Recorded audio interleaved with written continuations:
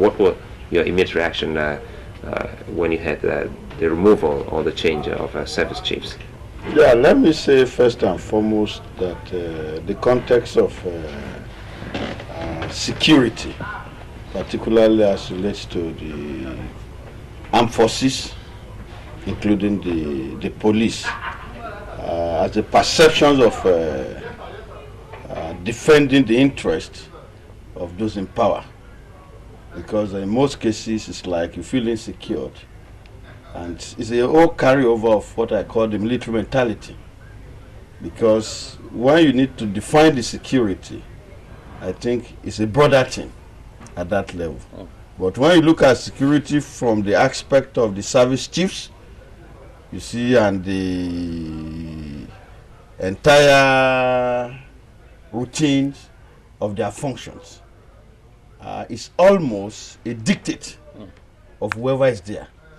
Not security as regards the defense and protections of the life and property of every citizen. I will give an example to make this very clear to the viewers at home.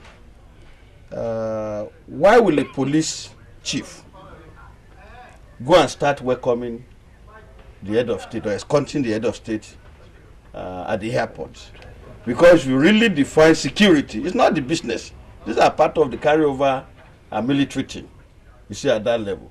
So, and that is where at times, when things like this happen, the first psychology and average Nigerians that have been through the experience of military rule have is that it happens, there's some problems in the presidency.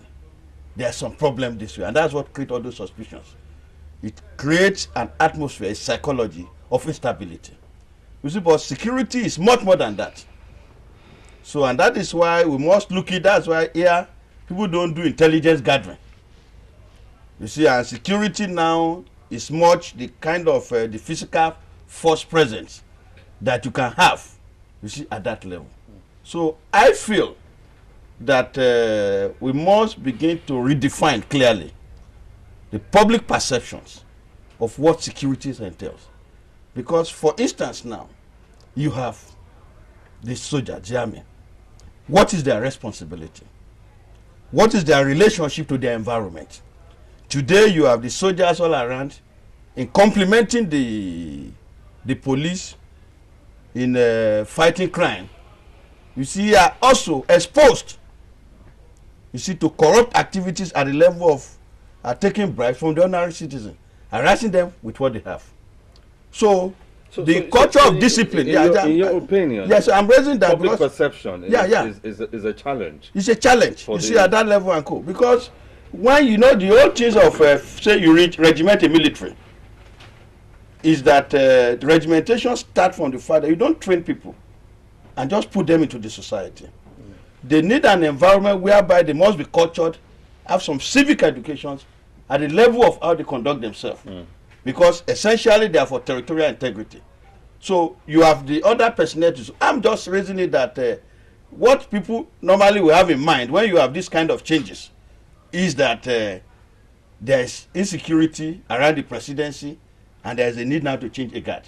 But things need to go beyond that so that the functions of all the security agency can then be properly defined. Because most of these things have been completely messed up.